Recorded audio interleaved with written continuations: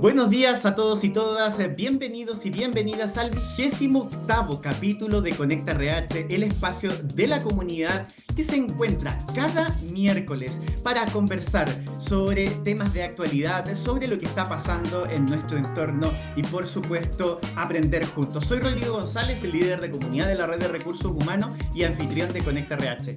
Este ciclo de webinares lo hemos querido diseñar para conectar con profesionales de todas partes del mundo.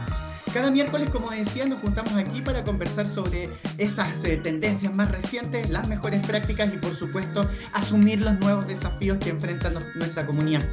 Les quiero agradecer a todos y todas por conectarse esta mañana porque tendremos una valiosísima experiencia nuevamente conversando con un tremendo experto sobre una materia que ya anticipábamos nos parece trascendental en el contexto actual y de cara al 2025. Nada más ni nada menos que el liderazgo y pensar si acaso es el liderazgo en crisis o es una crisis del liderazgo. Y para eso quiero presentarles a Ignacio Fernández Reyes, inspirador de la red. Él es psicólogo de la Pontificia Universidad Católica de Chile y máster en Dirección de Personas y Organizaciones de la Universidad Adolfo Ibáñez. Además, les quiero contar que también es coach certificado. Ignacio creó y fundó la dirección, el magíster, en habilidades directivas. Él fue director de este magíster y también del diplomado en felicidad organizacional de la Universidad Adolfo Ibáñez. Actualmente se desempeña como conferencista y consultor internacional en liderazgo redárquico, equipos efectivos y bienestar organizacional en decenas de compañías en países de habla hispana ampliamente. Así que le toca viajar muchísimo recorriendo Latinoamérica y España, que es el lugar donde estás ahora. Así es, así es.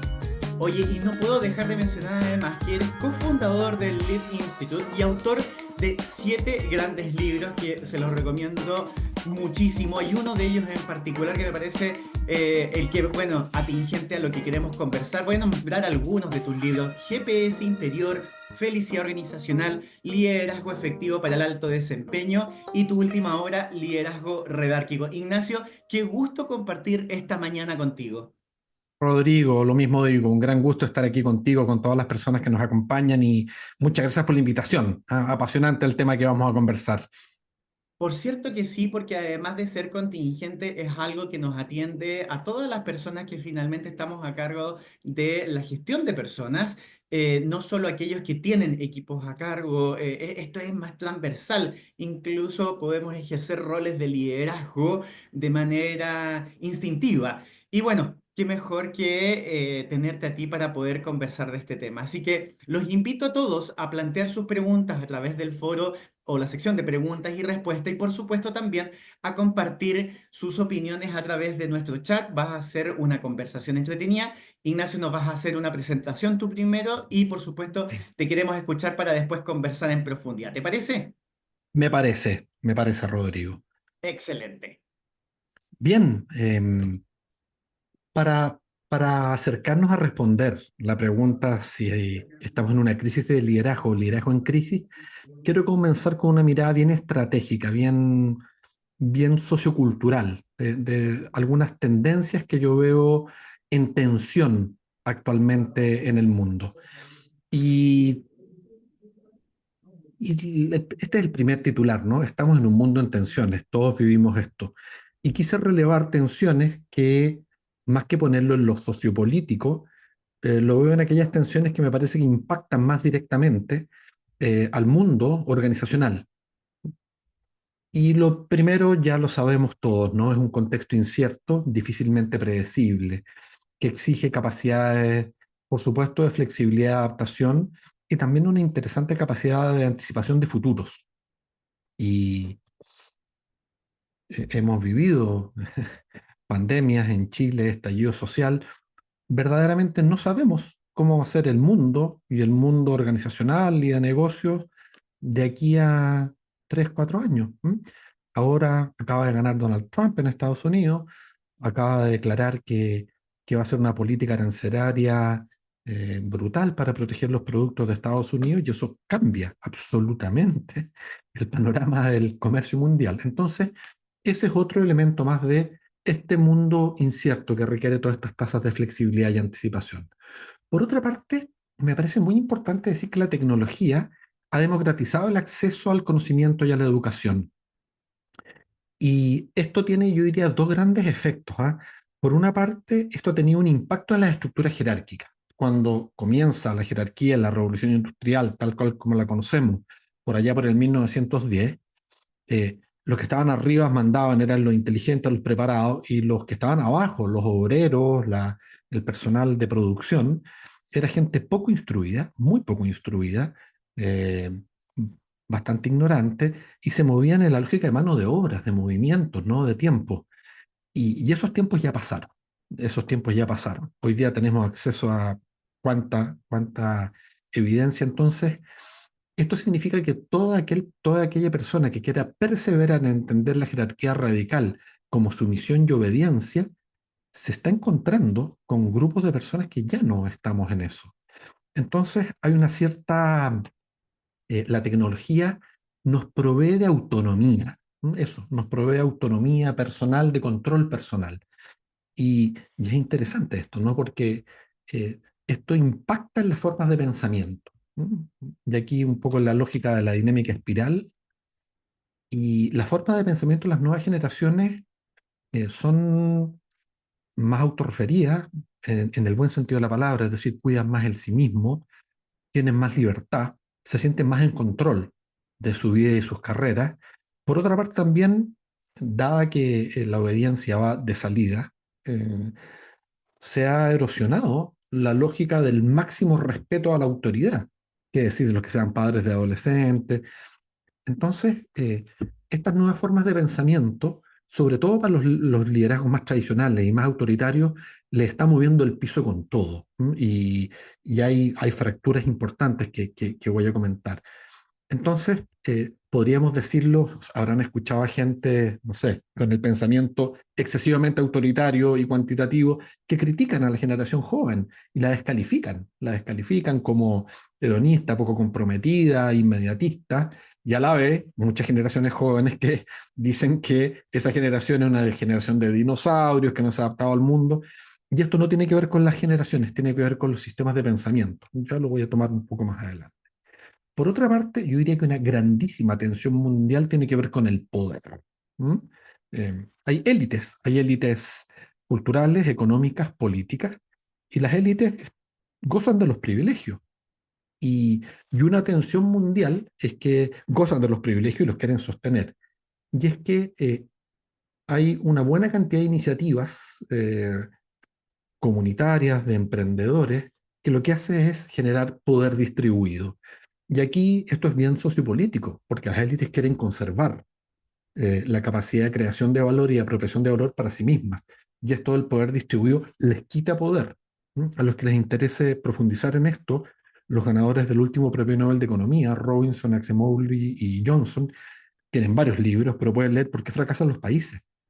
Y ahí plantean que las élites tienen una lógica extractiva. Van, extraen, se lo quedan para ellos sin distribución, versus una lógica inclusiva que también extrae valor económico y social, pero lo que hace es que vía políticas públicas distribuye esto en buenos sistemas de educación, de salud, de gobernanza, y en ese sentido genera niveles de calidad de vida bastante mejores para mucha gente.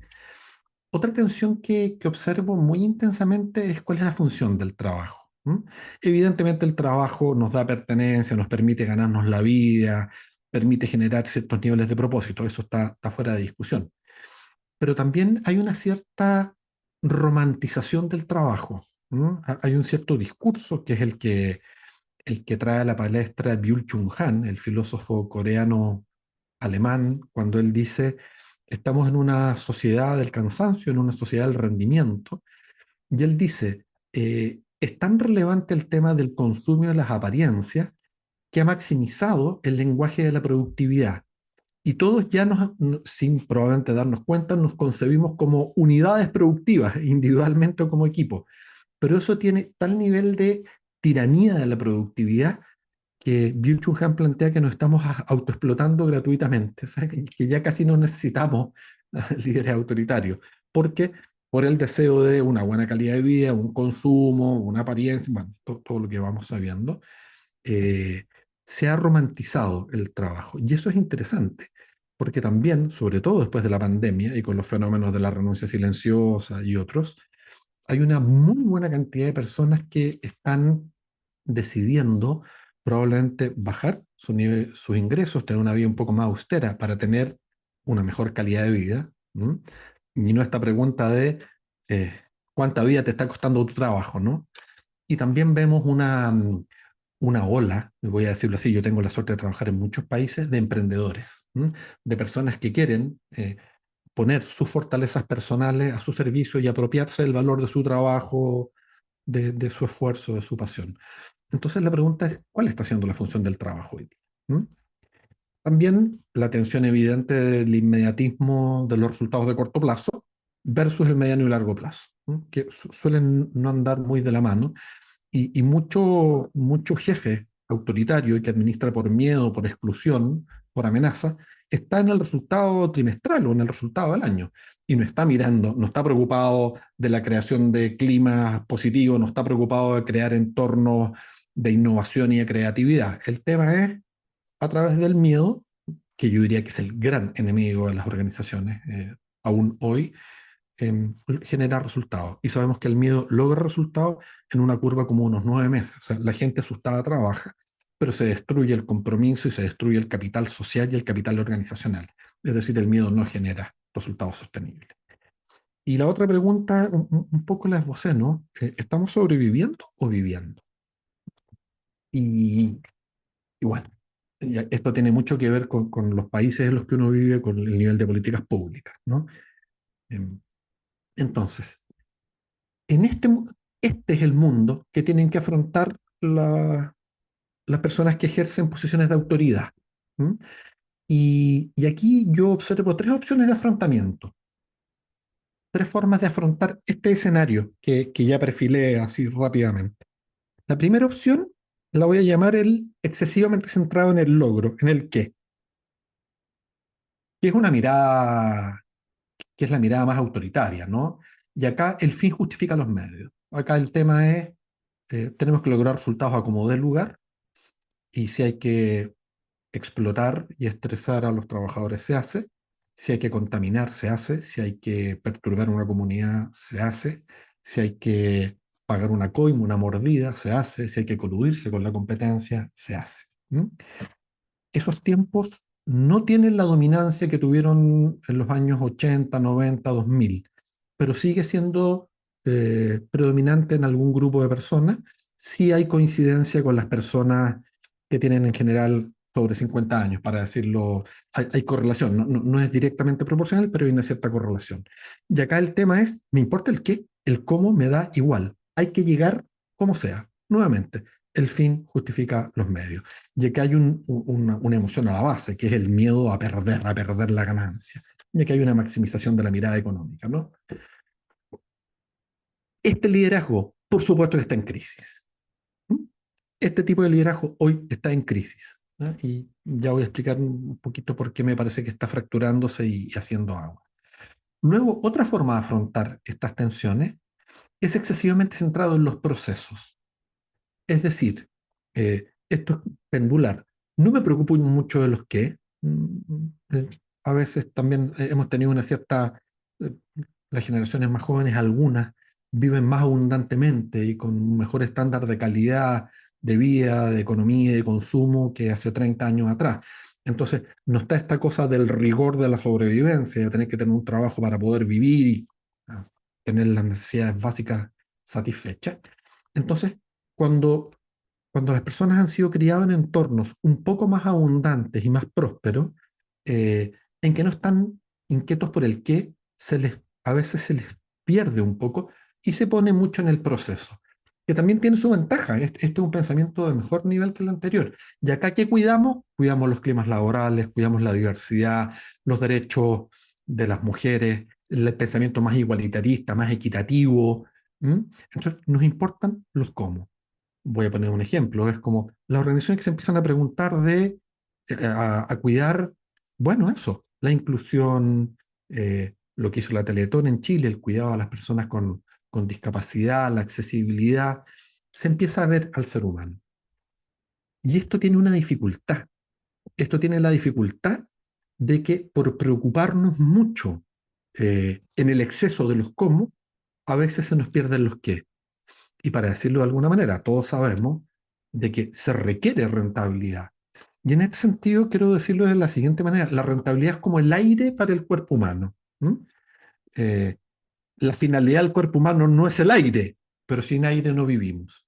Entonces, para poder sostener procesos de muy buen nivel, equitativos, diversos, ecuánimes, ¿m? Paritarios, el nombre que usted quiera poner, cuidando los climas laborales, cuidando el bienestar, preocupándose del desarrollo de las personas, profundizando la mirada en la espiritualidad, se requiere tener organizacionalmente un piso de resultados. Y eso es lo que se le suele escapar a las personas que solo se preocupan del qué. O para decirlo un poquito en una caricatura, es como si una persona que trabaja en el área de recursos humanos se preocupara exclusivamente del clima sin preocuparse de los resultados. Entonces, claro, ahí podemos generar mucha cohesión, tener muy buena onda, pero a lo mejor nos estamos hundiendo y no estamos alineando esas dinámicas relacionales con la estrategia del negocio, finalmente. Este tipo de liderazgo también está en crisis. ¿Mm? Entonces, cuando uno se pregunta, ¿crisis de liderazgo? Sí, de estos dos estilos. ¿Mm? O sea, así como al primero, el centrado en el logro, lo podríamos llamar un liderazgo autoritario, a este segundo lo podríamos llamar un liderazgo sensible. ¿Mm? Que vuelvo a decir, está bien, pero se le escapa el cómo. Y el liderazgo que no está en crisis es el liderazgo integrador. Y esto integra todas las generaciones y acoge y comprende este mundo de tensiones que ya perfilé. Y acá hay que integrar un para qué, un qué y un cómo. Es decir, ¿cuáles son las organizaciones que hoy día la están llevando en todos los dominios? Aquellas que buscan un propósito prosocial. Simon Sinek lo llama una causa justa e inspiradora. Y hoy sabemos que las personas requerimos sentir que nuestro trabajo es significativo a nivel individual, que, que me haga sentido en mi perspectiva existencial de la vida, en mi marco valórico, y además en el propósito compartido de los equipos y las organizaciones. ¿Mm? Las personas queremos trabajar en espacios en que nuestro trabajo tenga impacto, trascendencia, legado. ¿Mm? Vuelvo a decir, eso que le corre por las venas a los emprendedores, ¿no? Entonces, un para qué que te ilumine, que sea como la estrella de Belén, que te da la dirección del viaje, es como el atractor, el energizador del camino, buscando resultados, siguiendo el qué. Y aquí viene lo importante, sin transar los cómo. Por lo tanto, el liderazgo actual sabe perfectamente que el cómo determina el qué. Por eso, para tener resultados sostenibles, para tener creación de conocimiento, valor social y valor de salud financiera, es fundamental hacerlo desde cómo que consideran lo humano. Y acá esto es súper interesante porque a mí me preguntan habitualmente, trabajo con muchísimos directivos y gerentes, y muchas veces me dicen, ya, pero ¿cómo se hace el cambio? ¿Se puede cambiar? Y para cambiar se requiere primero sospechar de las creencias previas. Por lo tanto, cualquier, cualquiera persona que no está dispuesta a autoobservarse y a mirar y a evaluar la efectividad en el presente de sus creencias, va a rigidizar su conducta. ¿Mm?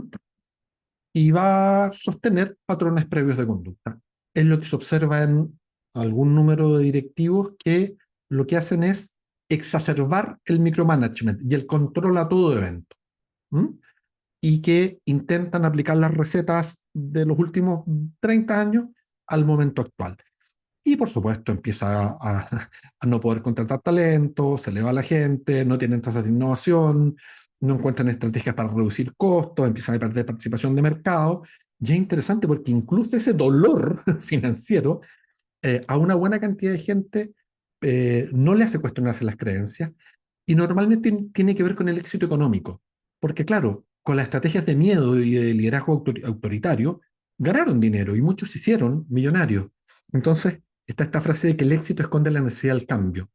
Entonces, prefieren, permítanme el lenguaje, morir con las botas puestas de su sistema de creencias y externalizar y culpar a a las generaciones jóvenes, al mundo, lo que quieran, y permanecer en su zona de conocimiento y de confort.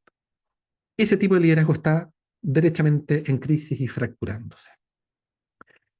Por lo tanto, es fundamental la ampliación de creencias. No estoy diciendo necesariamente sustitución, pero cuando uno sospecha de las propias creencias y evalúa que hay algunas inefectivas, tiene que cambiarlas. Y ahí hay que desaprender creencias y ampliar las creencias, ¿m? Que es lo que voy a mostrar ahora. Pero se entiende, ¿no? Creencias que incluyen el para qué, el qué y un cómo humano. Y acá hay dos factores claves, ¿eh? Entonces, espero que quede muy claro que la crisis de liderazgo sí se da en las personas como radicales, radicalmente centradas en el qué, despreocupándose de los cómo, y radicalmente preocupadas de los cómo, sin preocuparse de los qué. Eso está francamente en crisis. Tiene mejor prensa el cómo, porque venimos de tanto tiempo de descuido de lo humano de las personas, que claro, preocuparse de las personas en organizaciones es fundamental, pero no a costa de los resultados. Entonces, ya no estamos en tiempo de contra la gente, contra los trabajadores, a pesar de los trabajadores, engañando, manipulando. O es con o no es. Entonces, ¿cuál es el liderazgo presente? El liderazgo integrador. Y para poder entrar en esto, y si hubiese alguna posibilidad de cambio en las personas excesivamente centradas en el qué o radicalmente centradas en el cómo, es con conciencia y con empatía, no hay otra. Y esto requiere, la palanca de esto es el autoconocimiento, el autoconocimiento. Eh, y las personas cambiamos solo por dos razones, por inspiración o por desesperación. Así, por inspiración o por desesperación. Y la evidencia dice que cerca del 90% de la gente cambia por desesperación, por tensión. Entonces, ¿cuál sería la probabilidad de cambio de un empresario, un directivo súper autoritario, se empezara a desesperar por malos resultados y que le empezara a doler? ¿Mm? Y como dice Ronald Sitek, un pensador chileno, eh, para transformarnos, el dolor de cambiar tiene que ser menor al dolor de permanecer igual. Entonces, ¿cómo podrían cambiar que les duela tanto su forma actual de liderar y su marco mental que por necesidad económica, ni siquiera valórica, decían ir a algo distinto? ¿Mm? Entonces, eh, fundamental esto, ¿no? Conciencia. Y el autoconocimiento es un camino de autoobservación, es un camino de humildad. Es un camino difícil. Yo en mi libro La senda del despertar, que es un libro de transformación personal, lo digo. Todos hemos sido creados en una lógica de ego, porque es así. Nosotros requerimos pertenecer a una familia, necesitamos ser queridos, y hacemos lo que nuestra familia hizo.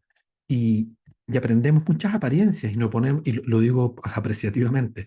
Y queremos, no sé, hay como un molde, ¿no? Queremos tener un trabajo, ojalá tener una casa, tener una pareja, mucha gente quiere tener familia, ok. Hay como una ruta externa socioeconómica. Y la evidencia muestra que mucha gente que logra eso en sus estándares definidos en la adolescencia es profundamente infeliz, tiene un vacío existencial brutal. ¿Mm? Eh, bueno, con una crisis de salud mental bien relevante. Entonces, es fundamental hacer el duro, difícil y a ratos aterrador camino de mirarse en el espejo y afrontar sombras, dolores, brujas, fantasmas, bueno, y aprender. Y quiero decir que eso no se puede hacer solo en general, porque ante la tensión y la crisis, ante la desesperación, uno tiene una tendencia natural que es volver a los patrones previos, a los patrones de sobrevivencia. Entonces, acá hay un rol muy central del camino personal, de la búsqueda de integración, del crecimiento espiritual, de la madurez personal, y esto se hace con apoyo de un psicoterapeuta o de algún coach con esta mirada más integral. Entonces, ¿cuál es el liderazgo de este tiempo? ¿Cuál es la propuesta que nosotros estamos haciendo, ¿no? Em, Nuestra aproximación es el liderazgo redárquico, ¿m? Que lo explico brevemente en un minuto. Pero se va entendiendo, ¿no? Desde la autoridad que dan los organigramas, eh, construir redes de relación, ¿m? Eh, que permita una articulación a nivel de los equipos, Por lo tanto, los resultados ya no lo logran los gerentes, los resultados los logran los equipos. Y el rol de los jefes es crear el entorno, el campo social, para que el equipo se autorregule, se autoorganice. Los equipos de gente adulta, que somos más adulta en el sentido no de años, sino que de que somos adultos responsables, empoderados, que sabemos rendir cuentas, que no nos asustamos con rendir cuentas, ¿no? Y prácticas colaborativas. Entonces, eh, esto está explicado en mi último libro, de liderazgo redárquico. Estamos en el liderazgo integrador. Y el paradigma es: la jerarquía es útil. La jerarquía raya la cancha, permite planificar, organizar, dirigir, controlar, traza el norte, fija los planes estratégicos, los planes operacionales, distribuye los cargos, fija las métricas, los estándares. Eso está fantástico. El núcleo de la jerarquía es hacer eficiente. Es hacer eficiente. Pero tiene una fantasía la jerarquía, y es que la empresa opere como una máquina en piloto automático. Entonces, ahí el tema es que la gente no piense, pues, que haga lo que dice su cargo. Y la jerarquía radical, la hiperjerarquía, el liderazgo autoritario, ha generado enormes defectos, desventajas y efectos perversos. Hay trabajo en silos, hay peleas políticas entre las áreas, entre los directivos, la información ni sube ni baja, se concentra la decisión arriba y no se dota de autoridad a la gente abajo para resolver los asuntos ahí, en el trato directo con el cliente, usuario, estudiante, ciudadano. Eh, Estos entornos, que son entornos marcados por el miedo, la desconfianza y la exclusión, y por el bullying, lo que hace es que la gente trabaje lo mínimo posible. Y eh, se rechaza a los creativos, a los emprendedores, ¿m? Porque se sigue teniendo el principio de la obediencia. Entonces tenemos un tremendo problema. Yo con esto no estoy diciendo que haya que eliminar la jerarquía, quemar los organigramas o chao jefe. No estoy diciendo nada de eso. Lo que estoy diciendo es que hay que reducir la jerarquía y complementarla, integrarla con la redarquía, el orden en red. Y la redarquía es un equipo horizontal, en que habamos personas que interactuamos, que construimos la red. Y la red son alto nivel de interacciones. Y está muy estudiado las características de una red sana y efectiva. Tiene que tener seguridad psicológica, altísimo nivel de interacción y conversación distribuida. Tiene que tener un ambiente más positivo que negativo. Tiene que haber confianza interpersonal y técnica. Tiene que tener un rayado de cancha claro y tiene que haber un trabajo que evoque un significado personal poderoso y que el propósito compartido del equipo sea gigante, lo que se llaman las 7 dinámicas de los equipos extraordinarios. Entonces, aquí es muy importante porque quiero que vean la integración. ¿Mm? Cuando hablé del exceso del qué, es como la hiperjerarquía. Bueno, se requiere del qué el rayado de cancha. ¿Ok? Se requiere del cómo, el buen trato humano, la conversación, la colaboración, la participación, el tomar decisiones juntos, el delegar. ¿Mm? Y esto se hace inspirado en para qué es. Entonces, eh, es muy interesante porque todos nosotros somos nativos jerárquicos, hemos vivido en distintos tipos de jerarquías toda la vida, en la familia, en los colegios, en la escuela, en todas partes. ¿Mm? Entonces, la canción jerárquica la conocemos de memoria y nos estamos como aproximando, y eso es un regalo que hacen las nuevas generaciones, a este tema más de compartir, más colaborativo, más de hacerlo juntos, más de sumarse a proyectos comunitarios, a proyectos de impacto, la lógica de las empresas B, bueno, los triples impactos. Y aquí es muy relevante porque la idea de redarquía es muy atractiva y todavía no hay ningún nativo redárquico. Estamos asomándonos, estamos probando sus ventajas. Eh, por lo tanto, quiero decir que hasta la redarquía más redárquica y horizontal y colaborativa requiere fundaciones jerárquicas. Porque redarquía sin jerarquía es anarquía, caos, desorden, asambleísmo, confusión. Entonces, acá el rol del jefe cambia brutalmente. Y este punto es clave en la integración del liderazgo actual, que es el liderazgo efectivo, sostenible. En la jerarquía el rol es buscar un objetivo, dar instrucciones y controlar. ¿Mm? Y si no se cumple, tensionar, chicotear, así. En cambio, en la redarquía el rol es otro.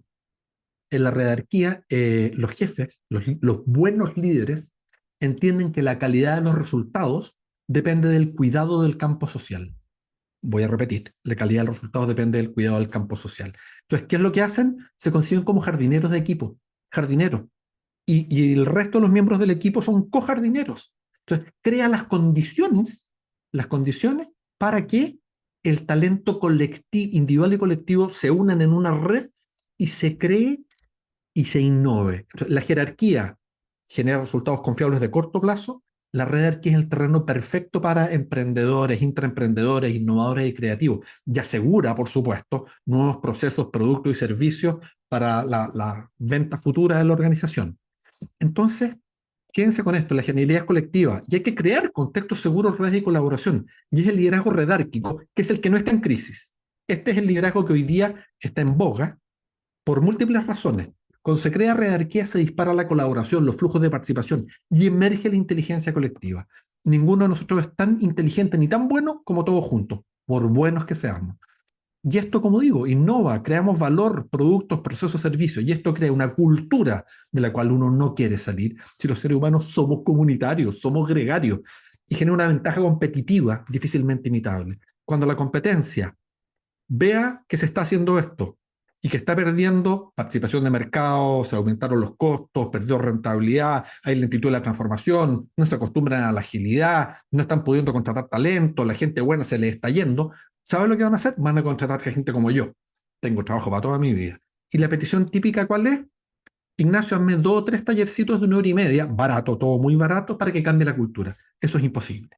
Esto requiere 5 años, al menos, porque requiere 2 niveles de cambio. El cambio de la mentalidad personal, y eso lo define cada uno, de jerárquico a redárquico, y esto se juega en las prácticas de equipo. ¿Mm? Por eso la jerarquía radical y el liderazgo autoritario va de salida. Yo creo que no le quedan más de 10 años. No por razones éticas, por razones de negocios nomás. ¿Mm? Y esto genera bienestar para la gente y salud financiera. Bueno, ya expliqué lo que era el liderazgo redárquico. Desde el cargo, co-construir jerarquía, de redarquía. Desde la autoridad del cargo, invitar a hacer esto. Y acá hay una diferencia, porque mucho directivo me dice, Ignacio, yo entiendo que tengo que poner la colaboración en su máxima expresión como fuente, pilar estratégico del plan de negocio. Pero, ¿sabes? No tengo habilidades interpersonales para esto, no tengo ganas. Hay un rol que se llama el articulador redárquico, que es el que opera la redarquía. Entonces, desde el cargo del organigrama, estratégicamente, crear las condiciones para toda esta interacción redárquica y formar a las personas de los equipos, no necesariamente los jefes, para que sean los guardianes de estas conversaciones. ¿Cómo se hace esto? Con esto termino, con prácticas colaborativas. Ya hemos ido testeando, probando, investigando. De hecho, en el libro Liderazgo Redárquico, el último capítulo describe paso a paso la metodología de articulación de una red colaborativa. Reuniones participativas efectivas, construcción de la alianza del equipo, codiseñar el propósito del equipo, tomar decisiones en conjunto, explicitar un tablero de delegación de autoridad, tener un ciclo explícito de gestión de compromiso y distribuir el liderazgo en personas que no necesariamente tengan cargos jerárquicos en proyectos transversales. Un poquito como lo hace la metodología ágil, ¿no? Para que esto suceda y para que la gente vea las ventajas personales, de equipo y organizacionales de este liderazgo que no está en crisis, que es el liderazgo redárquico, colaborativo, empoderador, eh, hay que sostener estas prácticas en el tiempo. Solo así las personas dañadas o que han sobrevivido al exceso de jerarquía y que están parapetadas defendiéndose, y se entiende perfectamente, van a volver a atreverse a confiar, a aportar su talento personal a esa matriz inigualable de recursos que emerge en la red para lograr resultados extraordinarios. Ah, perdón, y una lista de chequeo del articulador real que también lo tenemos ahí en el libro. Entonces voy a cerrar con esto. Ahí está el QR por si alguien quiere profundizar en el libro. Hoy sabemos que el liderazgo que no está en crisis, el liderazgo actual, el liderazgo sostenible, tiene un orden, que es excelencia en las relaciones, en los procesos y en los resultados. ¿Mm? Bien, me tomé un poquito más de tiempo en lo que habíamos hablado, Rodrigo. ¿Mm? Pero es muy entretenido escucharte porque además de ser teórico, tú planteas de manera muy académica la información, pero además haces la bajada a lo práctico y bueno, Mm. tuvimos oportunidad tú y yo de conversar detalladamente sobre tu último libro, precisamente donde planteas este tema, de qué manera hoy día se está produciendo esta crisis de liderazgo y por qué argumentas de manera súper sostenida y con evidencia contundente que el liderazgo jerárquico está en crisis. Ahora, por sí solo, el liderazgo jerárquico no es la panacea. Esto involucra un cambio de paradigma y mencionaste varias cosas que me parece súper interesante traer a la conversación. Primero, que somos nativos jerárquicos. Desde que nacemos tenemos una autoridad que nos va guiando y nos da instrucciones, nuestros padres. Después, el colegio. Después, distintas instituciones con las que participamos. La iglesia,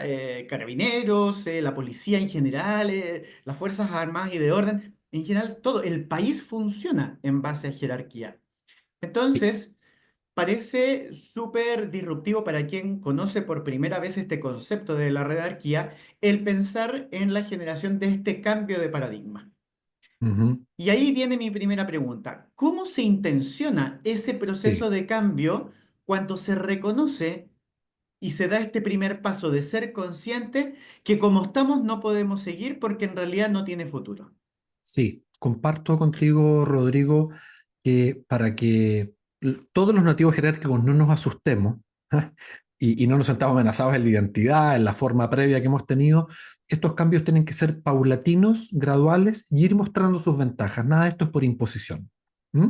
Eh, ¿Y qué es lo que yo recomiendo? Yo recomiendo que se hagan prototipos, pruebas piloto en las organizaciones. ¿Mm? Que se elija eh, algún proyecto transversal. Quiero poner el énfasis en lo transversal. Si el proyecto se pone dependiendo de una cierta gerencia o departamento, se va a replicar la lógica de silos. ¿Se entiende? Y vamos a seguir reportando en la lógica burocrática vertical. Por eso, lo que tiene, por ejemplo, muchos de los proyectos ágiles es que hay que nombrar equipos transversales para proyectos transversales y darle autonomía decisional y de organización a ese equipo. Eso es muy importante. Entonces, hay que partir con proyectos pilotos, en proyectos transversales, dándole autoridad total a ese equipo para que cumpla su objetivo, el driver para el que fue formado. Después tendrá que presentarlo a los gerentes, pero permitir la autogestión y la autoorganización. Eso es extremadamente importante. Yo también recomiendo que aquella persona o aquellas personas que vayan a articular ese proyecto en sí mismas tengan los valores más propios de la jerarquía: colaboración, interdependencia, confianza, transparencia, o sea, que su perfil personal coincida para facilitarlo. Y también recomiendo que ese proyecto transversal sea de algún proyecto que no amenace a la organización, pero que sea importante en términos de negocio. Si quieren crear un nuevo producto, ¿no? ¿Se entiende? Porque si es un área muy lateral, no muy ligada a la estrategia del negocio, va a perder visibilidad. Esto me parece muy importante, Rodrigo, porque vuelvo a decir, las personas tenemos que experimentar, vivenciar cómo es trabajar en equipos de este tipo. Por eso, proyectos, estos pequeños grupos, y ir testeando, ir testeando. Em, la evidencia dice que cuando se trabaja de esta manera, que perfilado así una pincelada, los resultados se disparan. Si de ahí viene la investigación de equipos efectivos. Cuando se trabaja de este modo redárquico, integrado con la jerarquía, ya lo expliqué, aumenta la rentabilidad, mejora la calidad de servicio, los clientes están contentos, la innovación de procesos se dispara, es el terreno justo para las personas creativas y empoderadas. La gente se desarrolla, hay bienestar. Entonces, poco a poco empezamos a tomarle el gustito a las ventajas y pasa algo interesante, porque cuando una persona de mentalidad ultra cuantitativa o de liderazgo más autoritario ve esto, eh, le van a quedar lejos los cómo, ¿se entiende? ¿No? No los va a entender, que esto es seguridad psicológica, de red, le va a parecer raro, le va a parecer fuera de su marco mental. ¿Pero qué lo van a convencer? Los resultados. Entonces va un poquito una lógica de, bueno, no entiendo mucho cómo se hace, pero si mejoran los resultados, sigamos. En ese sentido es muy importante la formación progresiva de articuladores redárquicos. Eh, y me encantó cuando dijiste que esto no es una panacea. Yo invito a las personas que tomen alguna de las prácticas o algo de lo que he dicho rápidamente y vaya practicando. Si esto es por contraste, ¿ah? Esto está súper avalado por la evidencia científica, pero da lo mismo. Si el tema es que esto, como muy bien dijiste, en algún dominio amenaza las creencias personales jerárquicas en la que nos hemos construido. ¿Te das cuenta? Y quiero volver a decir que es jerarquía más jerarquía. No es un mundo caótico y desordenado. Al contrario, es una forma de afrontar con liderazgo distribuido este mundo que estamos viviendo. Mencionas de nuevo mucha información que me parece súper valioso destacar y enfatizar. Yo creo que este modelo como de células, de ir generando procesos de cambio, haciendo prueba, pero particularmente algo que tú insistes mucho, tomemos decisiones basadas en evidencia. Dejemos Sí, de ser tan cualitativos, hablar del mucho y el poco, de lo que me tinca, de la percepción. No, sí, analicemos datos y hagamos gestión en base a datos, en base a evidencia que nos permita efectivamente sí. garantizar estos cambios, estos procesos de cambios que van a producir transformaciones. Sí, mira, con varias organizaciones estoy trabajando en el desarrollo del Data Driven Mindset, la mentalidad basada en datos y en evidencia. Y es interesante porque lo que se ve es que cuando vamos a esa mentalidad basada en datos, sumado a los procesos de análisis colectivo cualitativo en conversaciones, se logran los mejores resultados. Entonces, claro, lo sacamos de me tincó, voy a decirlo de esa manera, lo hacemos Claro. basado en evidencia. Pero es muy importante decir, Rodrigo, que, a ver, voy a decir dos cosas. A la base de la agilidad, el sistema operativo de la agilidad es la redarquía. Y del entramado de red, de la socioquímica, de la red de relaciones, emerge la inteligencia colectiva. Y esa inteligencia colectiva son propiedades que no tiene ninguno de nosotros. Y esa inteligencia colectiva se tiene que nutrir. ¿Mm? Decisiones en base a evidencias. Y ahí todo lo que sabemos, pues, Pippin Analytics, todas las analytics tienen distintos nombres, ¿no? Sí. Eh, bueno, me parece muy importante, pero vuelvo a decir, eh, para que los datos, porque aquí hay un riesgo, con los datos hay un riesgo, que es el riesgo de que prima el conocimiento experto ante todo. ¿Ok? Es como, el dato dice eso, es para allá. No, el dato tiene que alimentar la discusión, la configuración social, porque es el procesamiento humano de la data el que permite ajustarlo a los contextos, ya que hay algo que los datos no hacen, los datos no mapean el contexto. ¿Mm? Ujú. Y esto me parece central, porque finalmente, ¿cuál es uno de los grandes artes del liderazgo? Mapear el contexto, mapear el equipo, mapear a las personas y ajustar las capacidades de los equipos de las personas a lo que requiere el contexto. Eso que tú hablas al principio de anticipación, flexibilidad. Bueno, y cuando ese dato se transforma en un insumo para la toma de decisiones del equipo, cuando trabajan en estructuras redárquicas, por supuesto que el resultado es más valioso, porque entonces hablamos que el equipo trabaja como más que la suma de sus partes, porque son Por todos supuesto, juntos y además sus interrelaciones, y eso genera más eso. valor que la jerarquía tomando la decisión solo. A eso lo llamo inteligencia colectiva, o lo que los académicos llaman la propiedad emergente de los sistemas. Es decir, en un equipo tenemos gente muy talentosa, juntamos todos los talentos, hacemos sinergia. Ok, eso queda un poco más abajo. Esto es, de la interacción vamos a pensar, crear, refinar. Por eso me gusta tanto la inteligencia colectiva, disculpas la obviedad, es colectiva. Y en ese sentido es muy importante no hice tanto énfasis, ¿ya? Pero esto es colaboración en su máxima expresión. Entonces, lo primero que hay que hacer es construir contextos colaborativos. ¿Mm? Así, tal cual. Bueno, eso. Ignacio, ahora hay distintos tipos de organizaciones y de contextos, y sin duda que eso influye en que unas sean más efectivas que otras en la implementación de un liderazgo redárquico. A tu juicio, Sí. hoy día, considerando el contexto actual y en la situación en la que nos encontramos, y con toda tu experiencia internacional, ¿crees tú que hay un modelo de empresas o un tipo de empresas que están más preparadas hoy para iniciar ese proceso de cambio hacia el liderazgo redárquico? Sí, sin ninguna duda. Las empresas que tienen una alta demanda de innovación para crear productos, procesos y servicios, por lo tanto, usar la inteligencia colectiva de la gente, son las personas que están más próximas a esta mirada. ¿Mm? Las organizaciones más hiperestructuradas. Tú pusiste ejemplo, Fuerzas Armadas, iglesias, voy a decirlo, aquella organización que no tenga que esforzarse para ganar su dinero, los ministerios, por ejemplo, ¿ah? Los ministerios, la administración pública, tienen el ingreso garantizado por el presupuesto del Estado. ¿Te das cuenta? Se puede Ujú. decirlo de esta manera. Eh, no hay, no hay una tensión movilizante para generar innovación, productividad y mantenerte en el mercado. ¿Te das cuenta? Entonces, las organizaciones más ligadas al mundo del mercado, en mercados súper competitivos, en que requieran innovación, ese es el terreno óptimo, ese tipo de industrias para la promoción de los entornos colaborativos y redárquicos. ¿Dónde cuesta un poco más? En los entornos estructurados en que no hay que ganarse el dinero. Dicho eso, hay ciertas... Mira, el otro día trabajé con una persona cuyo esposo era submarinista. Mira el ejemplo, ¿Ya? submarinista. Y me explicó cómo funcionaba la dinámica del submarino. Y es en un sentido súper jerárquica. Cada uno tiene que hacer su rol y tiene que ser impecable. Y me decía que eso no se negocia, no hay que hacerlo del modo que hay que hacerlo, igual como un montón de funciones que hay que hacerlas en ciertos protocolos, pero que la conversación posterior, la construcción de la camaradería del equipo, permite, primero, generar el clima y permite generar conversaciones para mejorar y refinar incluso eso que parece inamovible. Entonces, hasta en los entornos más estáticos, siempre hay un espacio para la redarquía. Y además la redarquía, digámoslo de otro modo, es un modo de convivencia humana. Entonces, en cualquier dominio humano, es una forma, bueno, una forma agradable y deseable de convivir.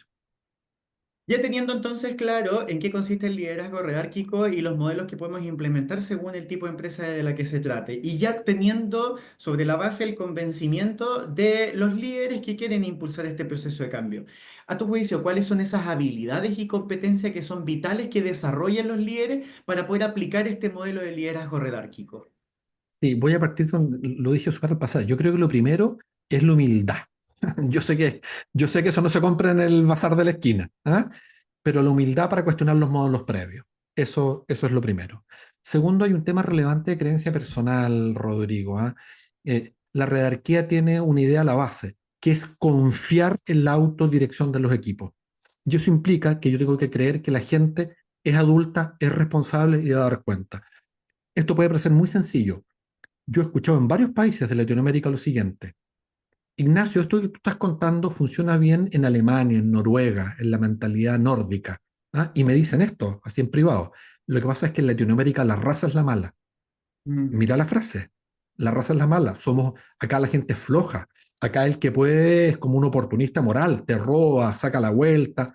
Bueno, por supuesto que hay como un 20-25% de personas que operan así, pero hay un 75-80% que no opera así. O sea, yo lo que diría es, identifica quiénes son esas personas que no están ajustadas valóricamente a esta mirada colaborativa de red, de creación de emprendedores, de agilidad, y bueno, o lo sacas del equipo, les da un tratamiento particular no dañino para el equipo, pero no dejes de perderte el talento del otro 80%. Es una manera privilegiada de hacerlo. Entonces, bueno, humildad, ya lo dije. Por lo tanto, creencias, creencias, creencias de red, creencias de red. Entonces, bueno, nuevamente, se entiende que el egocentrismo, el narcisismo, el creer que yo soy el más bacán que el resto, no sirve para esto. Y luego es muy importante, por lo tanto, voy a decirlo a tu pregunta, hay como competencias del sí mismo, ¿se entiende? Ujú. Autoconocimiento, gestión emocional. Luego son centrales las competencias relacionales. Y a la base de esto, un líder tiene que aprender a mostrar horizontalidad, a generar diálogo y productividad, aprender a fundar juicios, aprender a crear, a ejercer este liderazgo redárquico, firme y cercano, a crear entornos positivos, cuidadosos, a co-construir análisis y decisiones. Ahí creo que te he dicho las habilidades más centrales y la competencia estratégica del mapeo. A mí el mapeo de contexto me parece fundamental para saber hacia dónde generar capacidad adaptativa y anticipación.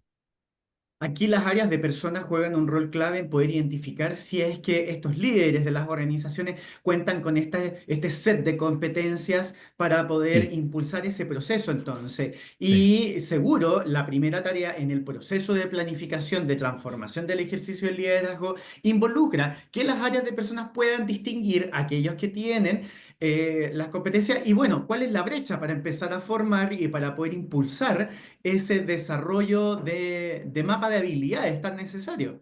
sí. Mira, tú sabes, Rodrigo, yo me dedico hace muchos años a la formación de líderes, equipos y de competencia. Y quiero decir algo bien importante. Para que una organización avance hasta esto, hay dos movimientos. las personas, empleados y líderes se tienen que mover y tenemos que aprender nuevas competencias, nuevas prácticas, y los sistemas de gestión de personas se tienen que mover. Yo lo que veo en bastantes organizaciones es que se forma a la gente. Ya hay líderes colaborativos, redárquicos, con voluntad de hacer esto, pero mira, hay dos sistemas que me parece fundamental ajustar. Uno es el sistema de compensaciones. ¿Mm? Si queremos promover colaboración y redes, no puedes seguir pagando incentivos solo con lógica individual, porque es Mm. una paradoja. ¿Ah? O sea, me pagas a mí Contraintuitivo. porque, no, o sea, me pagas a mí porque yo me rasque con mis propias uñas, porque yo sea el crack, porque sea súper competitivo y no me importa mi compañero de trabajo. ¿Se entiende, no? Entonces, hay Sí. que hacer un mix de incentivo individual, pero hay que poner el incentivo grupal. A mí me ha pasado en varias organizaciones, no las voy a nombrar, que hicimos formación de líderes y los líderes no se movían. ¿Por qué? Porque el bono de fin de año solo pagaba incentivo individual, hasta que se puso incentivo en resultados colectivos. Eso es una cosa. Otra cosa que me parece fundamental, bueno, es obvia la selección, ¿no? Que el perfil de selección incorpore esta lógica. Y es súper importante como una brutal señal cultural a quien se promueve, a quien se promueve, ¿no? Veo en bastantes organizaciones que se forma gente en esta lógica y a la hora de promover, se promueve al hipertécnico sin habilidades relacionales, o se promueve al que genera un montón de resultados, ¿no? Es un crack de resultados, pero con el miedo rompe las redes de relaciones, ¿se entiende, no? Entonces, si usted habla de lo que estamos hablando acá, que lo están haciendo muchas organizaciones con distintos nombres, pero sigue promoviendo al liderazgo al líder autoritario, un poco cabrón, que mete miedo, que con el látigo, ¿ah? Y apretándole el cuello a la gente logra resultados, la gente no te va a creer. ¿Mm? Y lo otro que quiero decir es, entonces quedó clarito, ¿no? Sistema de compensaciones, Sí. sistema de capacitación y entrenamiento, sistema de selección, fundamentales. Porque si no, se te desacopla el mensaje de la formación de la gente y el desarrollo de competencias con lo que la organización valora. Y en el desacople, realidad, la gente le cree a lo que está detrás de los sistemas de incentivos. Sí, así no, si los seres humanos no nos movemos de esa manera. Bueno, eso es la lógica. Por lo tanto, fundamental el rol de las áreas de recursos humanos, porque estas son formas de alinear las competencias individuales y las competencias organizacionales con las estrategias del negocio. Finalmente implica el desarrollo de una estrategia para la implementación de este proceso de cambio, porque es un cambio profundo. Estamos hablando que el Absolutamente. paradigma organizacional de la forma como se administra y dirige la organización cambia y evoluciona a un nivel distinto. Mira, Sí, surgió una pregunta que me parece interesante aquí en el chat y que tiene un poco relación con la situación actual, los modelos actuales de trabajo, de teletrabajo, trabajo remoto y el también uso de las tecnologías. ¿Cómo se sí, relaciona el liderazgo redárquico con estas sí, nuevas formas de trabajo y que hoy día sí, ofrecen desafíos significativos para las organizaciones? sí. Qué interesante. Mira, a ver, liderazgo redárquico es promover redes e interacción a la mayor tasa posible. ¿Ok? Entonces la pregunta es, ¿en qué contexto sucede eso de mejor manera? Y el mejor contexto es presencial, humano, cara a cara. ¿Ok? Estoy hablando exclusivamente de lógica de construcción de redes. Sucede, entonces, la virtualidad, por lo tanto, resta la no verbalidad, resta el contacto, resta el campo emocional. ¿Se entiende? Entonces, Ujú. si estamos en la virtualidad, hay que hacer esfuerzos deliberados para construcción de redes.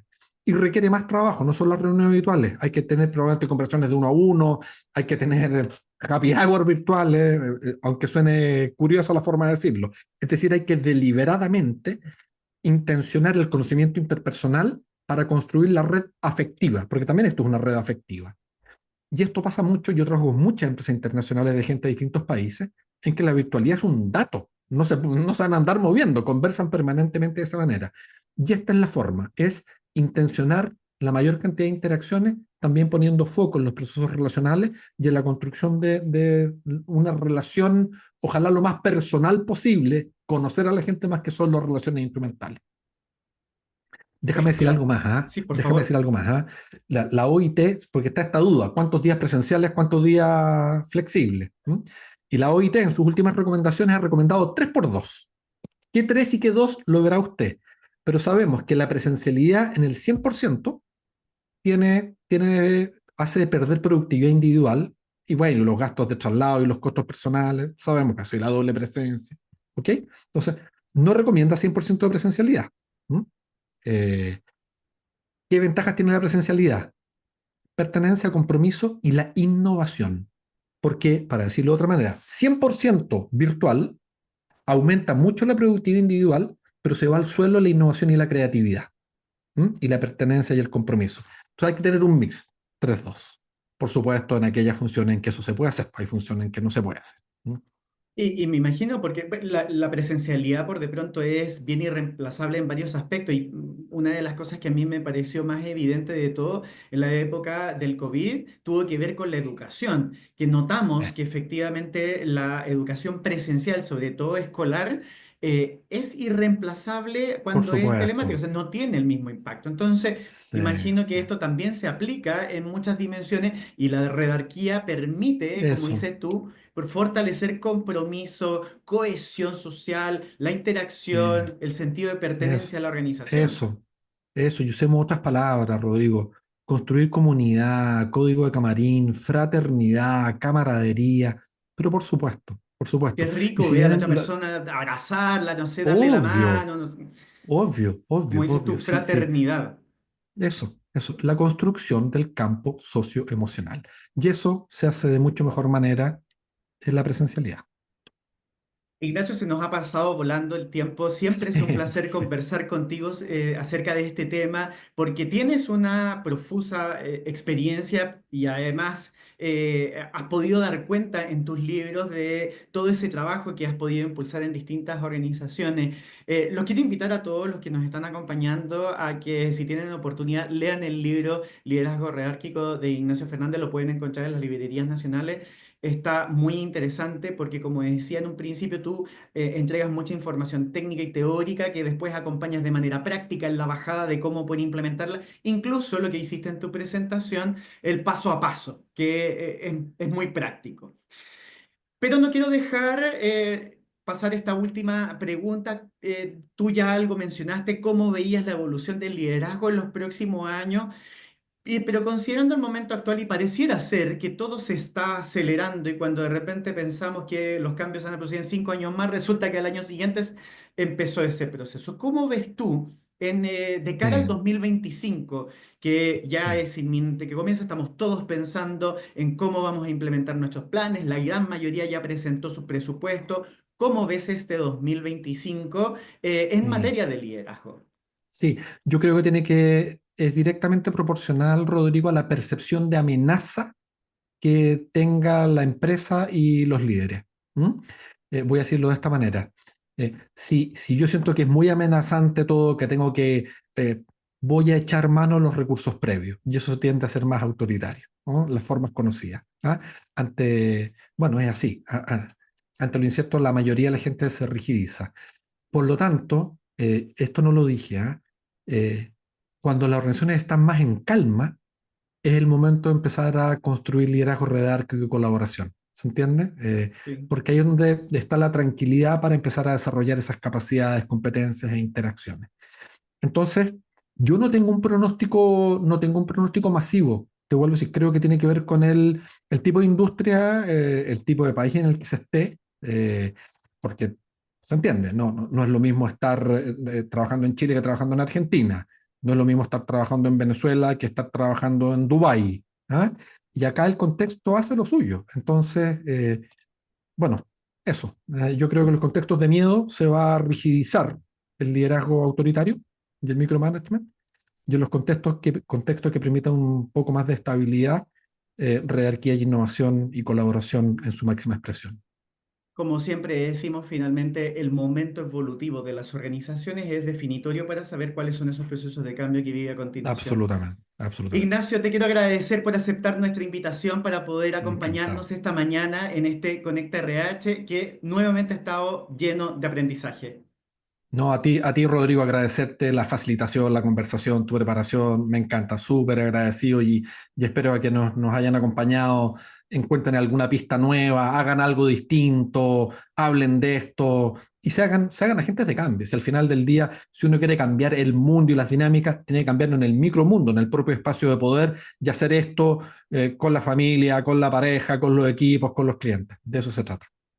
Tal cual, la invitación ya está hecha. Así que síganos, siempre les decimos a todos, síganos en las redes sociales para estar enterados de todos los eventos que estamos organizando. Prepárense para vivir nuestro cuarto Congreso de Atracción de Talento, liderando con innovación el futuro de la gestión del talento, que será 10 y 11 de diciembre vía online y el día 12 de diciembre presencial. Recuerden mantenerse informados a través de nuestras redes sociales y la página web de todos los próximos eventos. Soy Rodrigo González y esto fue Conecta RH. Muy buenos días.